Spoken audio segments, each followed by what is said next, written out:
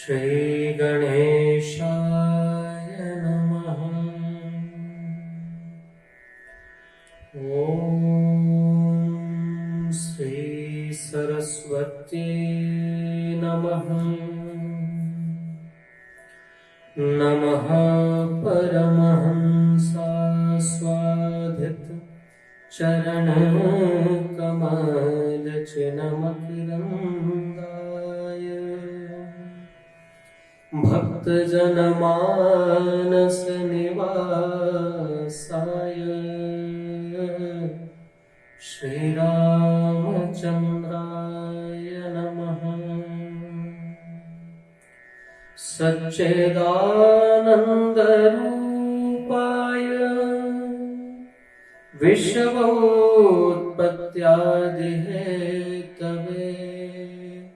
तापत्रय विनाशाय श्रीकृष्णाय वयं नुमः। परम मंगलमय परात्पर अखिलेश्वर भगवान श्री नंदनंदन द्वारकानाथ के पावन अनुग्रह से और भगवान श्री नंदनंदन की ही महती कृपा करुणा और उनकी ही प्रेरणा से हम आपके मध्य में भागवत की कथाएं इस शीर्षक को लेकर उपस्थित हुए हैं। हमारा जो 3D मीडिया का पूरा परिवार है वो श्रीमद् भागवत को विस्तृत रूप से विस्तार पूर्वक जितने भी भागवत के श्रोता है उन तक पहुंचाने का यह पुनीत और पावन प्रयास कर रहा है। क्योंकि प्रायः हम लोग भागवत को पूर्ण रूप से नहीं देख पाते, क्योंकि आजकल की जो भागवत की पद्धति है वह बहुत संकीर्ण होती चली गई है। सप्ताह विधान है भागवत का, 7 दिन में भागवत कहने का विधान है, 7 दिन में अनुष्ठान पाठ करने का विधान है, परंतु 7 दिन में ये कहीं नहीं कहा गया कि केवल 3 ही घंटे करने का विधान है। और मुझे जहां तक लगता है कि यदि आप दिन भर में केवल 3 घंटे भागवत की कथा कहें और उसमें भी उसके साथ में संगीत, तो मुझे नहीं लगता कि भागवत की कथा पूर्ण हो पाती होगी। इसलिए हमारा जो मीडिया परिवार है, हमारा जो चैनल है हिंदी न्यूज जंक्शन धर्म, जिसके माध्यम से हम विशुद्ध भागवत की कथा, उसके भीतर कोई दूसरी चीजों को लेकर आपके मध्य नहीं आएंगे। कदाचित कोई बात आएगी भी तो समझाने के लिए, किसी उदाहरण के लिए आएगी। इसलिए हमारा यह प्रयास है कि हम आप तक विशुद्ध भागवत पहुंचाएं और आप सबसे भी सहयोग अपेक्षित है। आप स्वयं भी सुने, अपने बच्चों को सुनाएं, अपने घर में जो बुजुर्ग हैं उनसे निवेदन करें, उन तक पहुंचाएं, उनको भी सुनाएं। तो आइए हम ऐसी कथा कहने जा रहे हैं जिसको सुनने मात्र से, जो सुन मात्र लेता है उसके हृदय में भगवान आकर के बैठ जाते हैं। हरिश्चित्तम समाश्रये, जो केवल सुन ले तो उसके हृदय में भगवान आकर विराजमान हो जाते हैं। सदा सेव्या श्रीमद्भागवती कथा यस्य श्रवण मात्रेण हरिश्चित्तम समाश्रये। सदा सेव्या, इस भागवत की कथा को सदा सेवन करो, सदा सेवन करो। श्रीमद्भागवती कथा यस्या श्रवण मात्रेण, इसके श्रवण मात्र से हरिश्चित्तम समाश्रये, भगवान आपके चित्त में आकर के विराजमान हो जाएंगे। तो आइए ऐसे पावन और पुनीत ग्रंथ की महिमा को हम लोग जाने, जिसको सुनने मात्र से हृदय में प्रभु आकर विराजमान हो जाते हैं। इससे अधिक और महिमा इस ग्रंथ की क्या हो सकती है। परंतु फिर भी प्रत्येक ग्रंथ का, प्रत्येक कथा का अपना एक महात्म्य होता है। उसी महात्म्य को आपके मध्य में रखने का प्रयास कर रहा हूं। भागवत का आपको संक्षिप्त परिचय करा दूं। भागवत जो है वो 18 पुराणों में से एक पुराण है। भागवत के 12 स्कंद हैं, अर्थात 12 स्कंद हैं, और इसमें 335 अध्याय हैं, और उन 335 अध्यायों में 18,000 श्लोक हैं। इतनी बड़ी यह पावन और पुनीत संहिता है। और संतों ने तो कहा है, बोले ये जो भागवत है ना, ये कोई पोथी नहीं है, ये कोई किताब नहीं है, ये क्या है? ये तो साक्षात भगवान राधा और भगवान माधव का स्वरूप है। इस पर जो काले काले अक्षर हैं वो साक्षात कृष्ण का स्वरूप है, और गौर वर्ण का, सफेद वर्ण का ये जो पृष्ठ है, यही तो श्री राधा जी है। तो भागवत कोई सामान्य नहीं है। तेनेयम वाङ्मयी मूर्ति प्रत्यक्षा वर्तते हरे है, ये भगवान की शब्दमयी मूर्ति है। इस संसार में कई मूर्तिकार हुए हैं। कुछ मूर्तिकार ऐसे हुए जिन्होंने मिट्टी की प्रतिमाएं बनाई, मिट्टी की मूर्ति बनाई। कई मूर्तिकार ऐसे हुए जिन्होंने अष्टधातु की बनाई। कई मूर्तिकार ऐसे हुए हैं जिन्होंने पीतल की बनाई, तांबे की बनाई, पाषाण की बनाई, पत्थर की बनाई। परंतु एक बिरले और ऐसे अद्भुत मूर्तिकार श्री वेदव्यास जी हुए हैं जिन्होंने भागवत की शब्दमयी मूर्ति बनाई, शब्दमयी अक्षरमयी मूर्ति बनाकर हमारे सामने प्रस्तुत कर दी। तेनेयम वाङ्मयी मूर्ति प्रत्यक्षा वर्तते हरे है, ये साक्षात श्री हरि ही है। इसलिए भागवत का जो महात्म्य है वो विशेषकर 2 ग्रंथों ने गाया है। देखो, भागवत की महिमा तभी से पता चल जाती है जब इसके समकालीन ग्रंथ भी इसकी महिमा गा रहे हैं। आप जब भी देखेंगे संसार में, जब 2 प्रतिस्पर्धी होते हैं, प्रतियोगिता में जो लोग शामिल होते हैं, वो एक दूसरे की कभी भी बड़ाई नहीं करते, वो अपने से दूसरा कभी अच्छे को नहीं बताते। और यहाँ 18 प्रतियोगी हैं, मानो 18 पुराण अपनी अपनी रेस में है, परंतु दूसरे जो पुराण हैं वो भी भागवत की महिमा का गान कर रहे हैं। वो भी कहते हैं भागवत सर्वोत्तम है, अर्थात ये कोई साधारण नहीं है। तो आइए इसी भागवत का महात्म्य हम लोग श्रवण करें। पद्म पुराण ने भी इसका महात्म्य गाया और स्कंद पुराण ने भी गाया। हम लोग पद्म पुराणोक्त महात्म्य का दर्शन करते हैं। सच्चिदानंद रूपाय विश्वोत्पत्त्यादि है तवे, तापत्रय विनाशाय श्री कृष्णाय वयं नमः। देखो, हमारे यहाँ एक बड़ी बड़ी सुंदर पंक्ति वाला एक भजन है, मैं अक्सर कभी कभी गुनगुनाया करता हूँ। श्याम प्यारे से जिसका संबंध है उसको हर घड़ी आनंद ही आनंद है। अर्थात ईश्वर से जिसका संबंध है उसको दुनिया की मोह माया ये सब उलझनों में नहीं डाल सकती, और कदाचित उस दुनिया की मोह माया डालना भी चाहे तो भी वो उलझ नहीं पाता, वो उसे उलझन समझता ही नहीं है। वो तो सदैव भगवान के आनंद में मस्त रहता है, क्योंकि ईश्वर से जिसका संबंध है, जो जिसका मायापति से संबंध है, भला माया उसका क्या बिगाड़ सकती है? माया उसका कुछ नहीं बिगाड़ सकती। जो माया का भी पति है उसके साथ संबंध रखता है। तो भैया, हमें भगवान से संबंध बनाना है ताकि इस माया से हम प्रभावित न हो पाए। भगवान से हमारा एक रिश्ता हमें स्थापित करना है। आत्मा का शाश्वत रिश्ता यदि कोई है तो वो परमात्मा के साथ है। आत्मा का शाश्वत पति परमात्मा है। इसलिए संबंध कैसे स्थापित हो?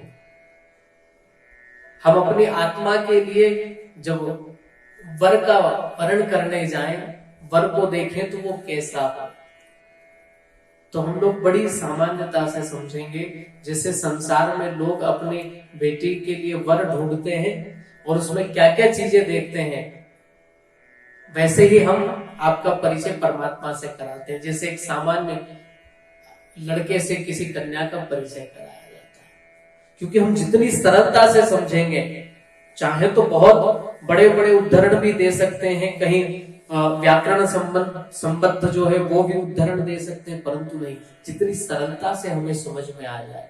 हमारा उद्देश्य बड़े बड़े उद्धरण दे करके या शास्त्रों की बहुत कठिन कठिन बातें करके आपके भीतर विद्वान होने का, आपके मध्य में विद्वान होने का गौरव पाने का नहीं है, परंतु अपितु भागवत के भीतर जो एक से एक ऐसी बातें हैं जो हमारे जीवन का मार्गदर्शन कर सकती है, उसको सरलता से सरल भाषा में आप तक कैसे पहुंचाया जाए, ये हमारा उद्देश्य है। तो जब हम किसी के साथ अपना संबंध जोड़ते हैं, कोई रिश्ता स्थापित करते हैं, जब कन्या के लिए वर देखने के लिए लोग जाते हैं तो सबसे पहले क्या देखते हैं, वैसे ही उसी दृष्टि से हम परमात्मा से परिचय करते हैं। सच्चिदानंद रूपाय, कन्या के पक्ष के जो लोग हैं वो सबसे पहले वर में क्या देखते हैं, स्वरूप, उसका स्वरूप कैसा है। भाई लड़का दिखने में तो अच्छा है ना, गोरा है, काला है, नाटा है, जैसा भी उसका स्वरूप कैसा है। और दूसरी बात होती है करता क्या है। भाई स्वरूप जो है थोड़ा बहुत सांवला भी हो, थोड़ा नाटा भी हो चलेगा, परंतु काम यदि अच्छा करता है, धन के आय के स्रोत उसके पास अच्छे हैं, तो कभी कभी स्वरूप को पृथक रख दिया जाता है, बोले कोई बात नहीं, सुंदर कम है चलेगा, काम तो बहुत अच्छा करता है, ठीक है।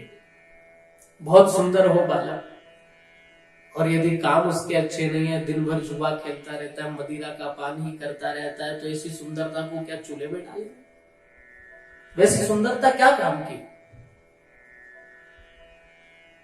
तन सुंदर हो परंतु कार्य सुंदर न हो, मन सुंदर न हो, तो वैसा वो किस काम का है। और तीसरी चीज देखते हैं कि यदि भाई सुंदर भी है, काम भी बहुत अच्छा करता है, परंतु इसका मन है भी कि नहीं हमारी बेटी से विवाह करने का, ये भी तो महत्वपूर्ण है। और इसके साथ अपनी बेटी का यदि विवाह कर दिया तो वो खुश रहेगी कि नहीं, ये हमारा स्वार्थ भी है। खुश रहेगी तभी तो हम देंगे, वो खुश न रखे उसको तो किस काम का। वो खूब अच्छा काम भी करता हो, सुंदर भी बहुत हो, परंतु हमारे लिए तो राख के ढेर के समान है, वो हमारे किसी काम का नहीं। तो उसके साथ संबंध जोड़ देने से हमारा क्या लाभ होगा। क्या हमारे एक पिता का, एक माँ के जीवन का सबसे बड़ा लाभ यही होता है कि वो अपनी बेटी को, अपनी पुत्री को सदैव खुश देखना चाहते, वो उसको प्रसन्न देखना चाहते, यही उनके जीवन का परम लाभ होता है। चाहे तो हम ये भी कह सकते हैं कि यही उनके जीवन का एक स्वार्थ होता है। जिस बेटी को निस्वार्थ भाव से पाला पोसा बड़ा किया, उसके पति से बस इतना स्वार्थ रखते हैं कि मेरी बेटी को खुश रखे, प्रसन्न रखे, आनंदित रखे, ये कभी उदास ना हो, कभी निराश ना हो, बस इतना चाहता है एक पिता, एक माता। तो हमारा क्या लाभ होगा। तीन चीजें हमने देखी। सबसे पहले दिखता कैसा है, स्वरूप कैसा, दूसरा करता क्या है, और तीसरी बात उसके साथ संबंध कर देने से फायदा क्या है। वैसे ही हम परमात्मा से आपका परिचय कराते हैं। देखिए भगवान कैसे दिखते, कैसे, स्वरूप क्या है। सच्चिदानंद रूपाय, भगवान का स्वरूप कैसा है, बोले सच्चित और आनंद स्वरूप है परमात्मा। वो सत्य स्वरूप है। सत्य किसे कहते हैं, जो कल भी था, आज भी है और कल भी रहेगा। किसी भी स्थिति में वो बदलने वाला नहीं है। वो काला बाधित है, उसको काल, उसको समय कभी प्रभावित नहीं करता। वो कल भी सत्य था, आज भी सत्य है, वो आगे भी रहेगा। राम कल भी था, राम आज भी है, राम आगे भी रहेंगे। शिव तब भी थे, शिव अब भी है, शिव आगे भी होंगे। जो सत्य है, सत्यम शिवम सुंदर, तो जो सदैव है वही सत्य है। आप एक बात हमेशा ध्यान रखिएगा, जो व्यक्ति सत्य बोलता है ना वो कभी बदलता नहीं, और जो झूठा होता है वो हर क्षण बदलता रहता है। कभी क्या बोलता है, कभी क्या बोलता है, कभी क्या बोलता रहता है। और जो सत्य होता है उसको झूठ के आवरण लगाने की जरूरत नहीं पड़ती। भगवान क्या है? सत्य स्वरूप है, फिर आनंद स्वरूप है। भगवान सदैव आनंद में रहने वाले हैं और सबको सदैव आनंद प्रदान करते हैं। भगवान कभी किसी को दुख नहीं देते। दुख सुख ये जो है, ये तो जीवन के दो पहलू है। जैसे सिक्के के दो पहलू होते हैं ना, कभी उछालो तो एक तरफ गिरता है, कभी उछालो तो इस तरफ गिरता है। वैसे ही कभी जीवन में सुख आ जाता है, कभी दुख आ जाता है। यदि जीवन में दुख ना आए तो सुख की महिमा का बोध नहीं हो पाता। जिस तरह जीवन में अंधेरा ना हो तो प्रकाश की प्रतीक्षा नहीं होती। भी अंधेरा नहीं होगा तो प्रकाश की प्रतीक्षा कौन करेगा, इंतजार कौन करेगा? प्रकाश की महिमा बढ़ाने के लिए अंधेरा होता है, वैसे ही सुख की महिमा बढ़ाने के लिए दुख होता है। और भगवान तो सदैव सबको आनंद देने वाले, भगवान सुख दुख नहीं देते। ये तो संसार चक्र है, ये चलता रहता है। फिर दूसरी बात ये भी है कि सुख दुख व्यक्ति के प्रारब्ध से बनते हैं, ये उसके प्रारब्ध से उसके जीवन में आते हैं। और एक बात ये भी है कि कोई वस्तु आपके लिए दुख हो सकती है, वही दूसरे व्यक्ति के लिए सुख हो सकती है।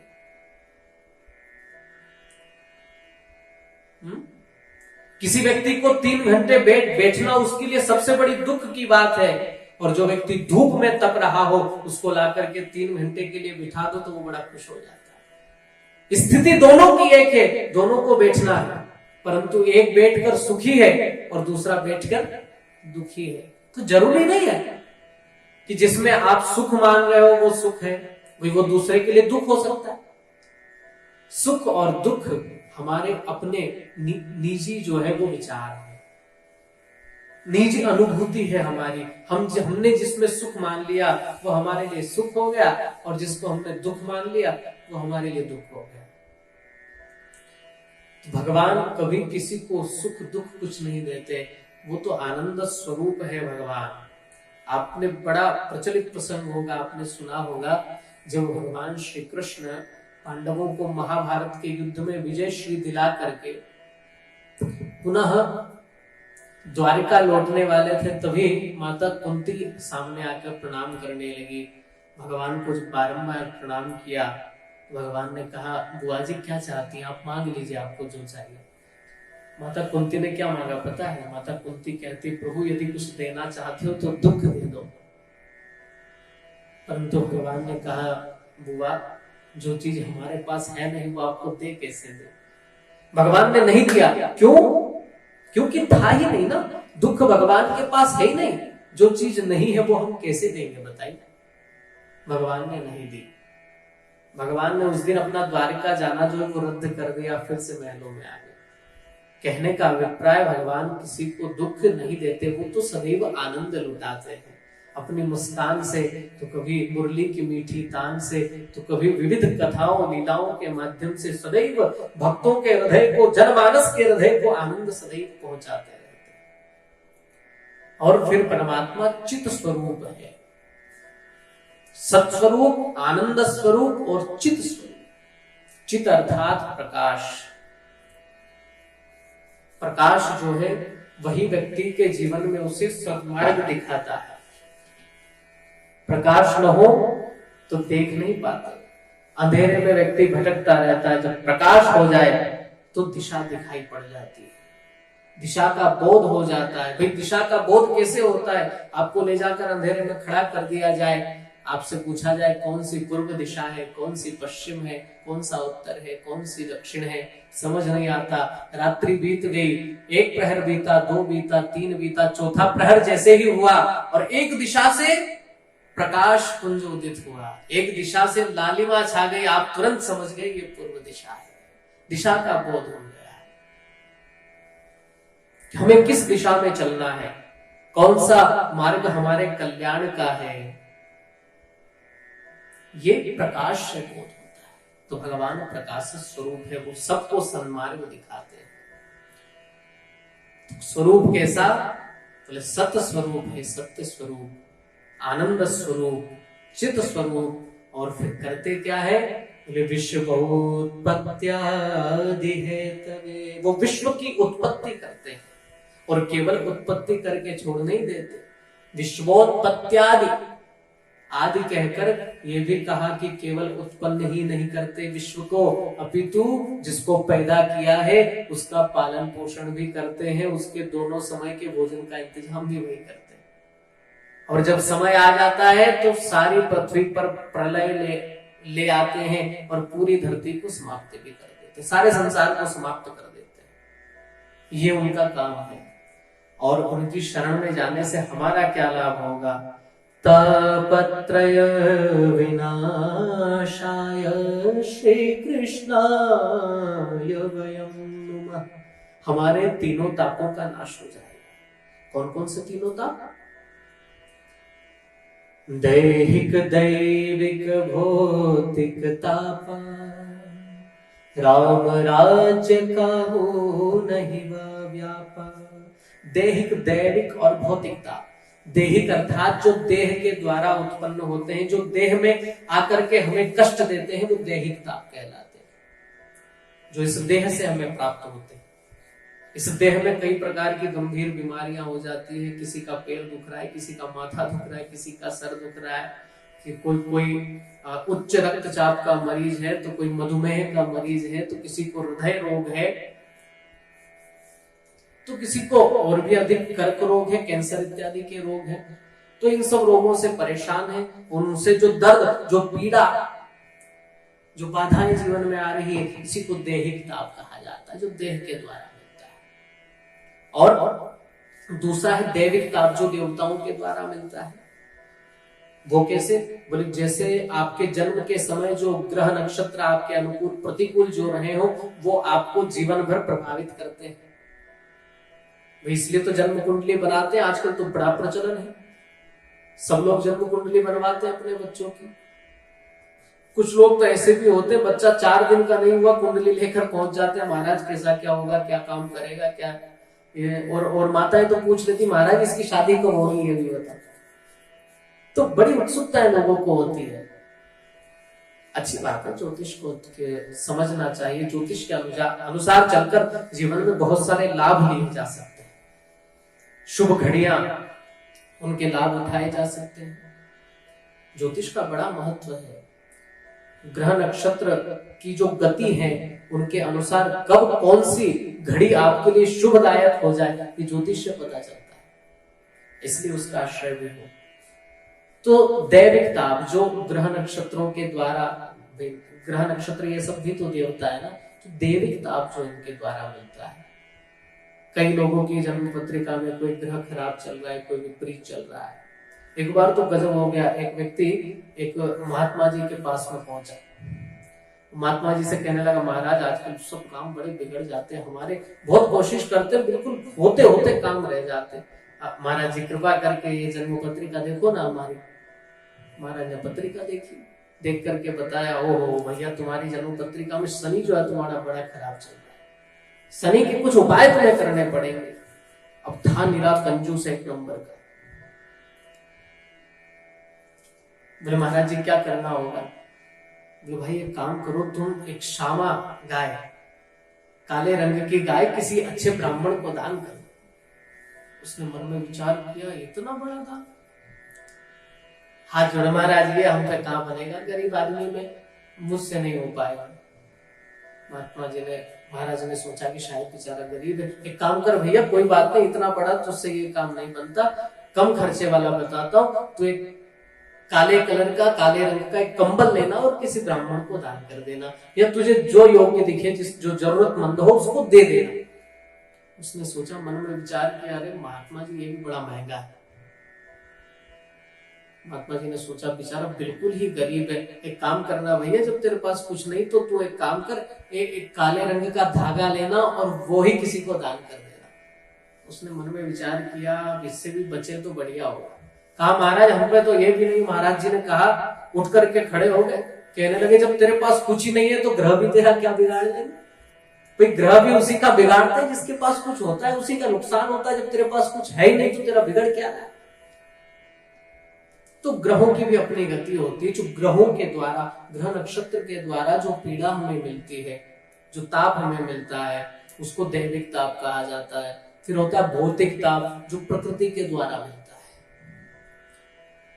जो अनावृष्टि, अतिवृष्टि, जैसे बहुत ज्यादा वर्षा का होना, बहुत कम होना,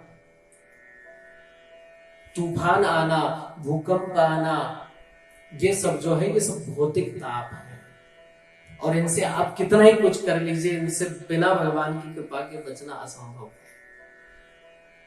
क्योंकि जिस पर परमात्मा की, देखो परमात्मा और प्रकृति दोनों एक ही है। हमारे यहाँ तो पूजन का जो विधान है उसमें आप देखेंगे सबसे पहले प्रकृति की पूजन होती है, फिर परमात्मा की पूजन होती है। आपने कभी पूजन किया हो, विद्वान ब्राह्मणों के द्वारा कभी पूजन करवाया हो, तो सबसे पहले भगवान वरुण की पूजन होती, कलश का पूजन होता है, अर्थात जल का पूजन होता है।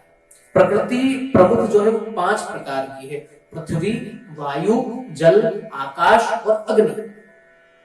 सबसे पहले जल तत्व का पूजन करते हैं ब्राह्मण लोग। सबसे पहले भगवान वरुण का पूजन करिए, फिर अग्नि के रूप में दीपक का पूजन, फिर पृथ्वी का पूजन, आकाश का पूजन, वायु का पूजन, उसके बाद प्रकृति के पूजन के बाद परमेश्वर का पूजन आरंभ होता है। और एक बात इतना भी कह दे, जब भी परमात्मा का बोध होता है ना, तो प्रकृति ही सहायक होती है। जब आप कहीं दिव्य सुरम्य वातावरण में जाकर बैठे, कहीं झरने के किनारे जाकर के और पक्षियों के कलरव को सुनकर आंख बंद करेंगे ना, तो आपको स्वतः ही परमात्मा का बोध हो जाएगा। प्रकृति परमात्मा के करीब आपको ले जाती है, चाहे वो हमारे लिए लाभकारी हो या हमें बहुत अच्छी लग रही हो। बहुत सुंदर नदी, पर्वत, पहाड़, झरने इत्यादि दिखाई पड़ रहे हैं, मन में विचार करते हैं आहा, इतना सुंदर ये संसार किसने बनाया होगा, अर्थात उस बनाने वाले का स्मरण हो गया, उस शक्ति का, उस ऊर्जा का, उस ताकत का स्मरण हो गया कि कोई है जो इसको बना रहा है। बहुत बड़ा विनाश आ जाए, अभी केदारनाथ में जो पिछले कुछ वर्षों पहले जो हादसा हुआ, नेपाल में हुआ, कुछ गलत भी हुआ तो भी इतना बड़ा विनाश कौन कर सकता है, तब भी भगवान का स्मरण हो जाता है कि कोई न कोई तो है। तो प्रकृति सदैव आपको भगवान का बोध कराती है। तो जिनकी शरण में जाने से देहिक अर्थात देह में उत्पन्न होने वाले, दैविक अर्थात देवीय शक्तियों के द्वारा, ग्रह नक्षत्रों के द्वारा मिलने वाले, और भौतिक अर्थात प्रकृति के द्वारा मिलने वाले तीनों ताप नष्ट हो जाते हैं जिनकी शरण में जाने से। ऐसे भगवान श्री कृष्ण को हम सब मिलकर नमस्कार करते हैं। श्री कृष्णाय वयं नमः। यह भागवत के महात्म का प्रथम श्लोक है, और इसी महात्म के प्रथम श्लोक के साथ आज के सत्र को हम लोग यहीं पर विश्राम देंगे। शेष चर्चा हम लोग इसी क्रम में आगे चलकर और जो सत्र हमारे आने वाले हैं उसमें करेंगे। सभी से मेरा निवेदन है, स्वयं भी भागवत का आनंद लें, अपने इष्ट मित्रों तक भी इस वीडियो को पहुंचाएं, और निरंतर हमारे इस कार्यक्रम के साथ बने रहने के लिए हमारा जो चैनल है हिंदी न्यूज जंक्शन धर्म, उसको आप सब्सक्राइब करें, अपने मित्रों को भेजें और धर्म प्रचार में सभी लोग सहायक बने। सभी को सादर जय श्री कृष्ण।